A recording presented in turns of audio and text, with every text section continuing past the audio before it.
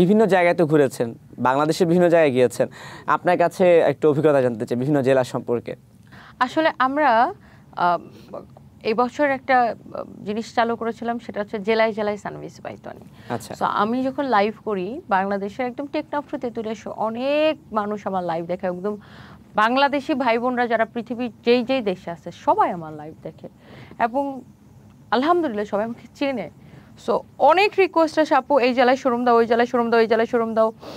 তো আমরা যেটা করছিলাম যে জেলায় জেলায় সানভিস বাইতনি, অনেকগুলো জেলাতে আমরা সোলো ফেয়ার করছি, যে সানভিস বাইতনির একা আমরা ফেয়ার করছি।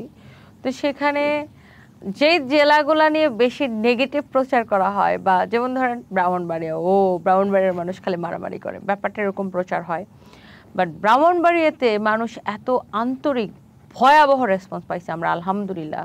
ব্রাহ্মণবাড়িয়ার মানুষজন এত আন্তরিক ছিল। নোয়াখালী, ও মাই গড, আমার স্টাফরা বলে ম্যাডাম, আমার 25টা কি 30টা স্টাফ গেছিলো নোয়াখালী ফেয়ারে, বলে ম্যাডাম আমাদের খাবার কিনতে হয় নাই। নোয়াখালীর মানুষজন 7 জন 8 জন করে খাবার নিয়ে আসে। আমার খুব প্রাউড ফিল হচ্ছে কারণ আমি নোয়াখালীর। হ্যাঁ, same goes to Comilla, same goes to Barishal. So দেখা যায় সোশ্যাল মিডিয়াতে যে জেলাগুলোকে নিয়ে খুব ট্রল করা হয়, হাসাহাসি করা হয়, সেসব জেলা থেকে আমরা বেশি রেসপন্স পাইছি, এবং সেসব জেলার মানুষই বেশি আন্তরিক, ট্রাস্ট মি ভাইয়া।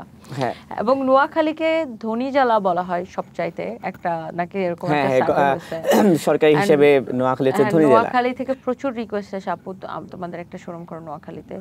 আলহামদুলিল্লাহ আমরা প্রচুর ভালো রেসপন্স পাইছি নোয়াখালীতে, এন্ড ইচ্ছাও আছে নোয়াখালীতে শোরুম করার। ঠিক আছে, আপনিও আমাদের নোয়াখালীতে ওয়েলকাম, সবসময় স্বাগত জানাচ্ছি আপনাকে। Thank you so much. And আসলে মানে আমরা জেলায় জেলায় যাওয়ার পরে যে মানুষজন এত আন্তরিক, সবগুলো জেলাতেই আসলে আমরা মানুষের খুব আন্তরিকতার পরিচয় পেয়েছি, প্রত্যেকটা জেলাতে মানুষের ভালোবাসা পেয়েছি, যেটা আসলে বলার মতো না, প্রত্যেকটা জেলাতেই পেয়েছি।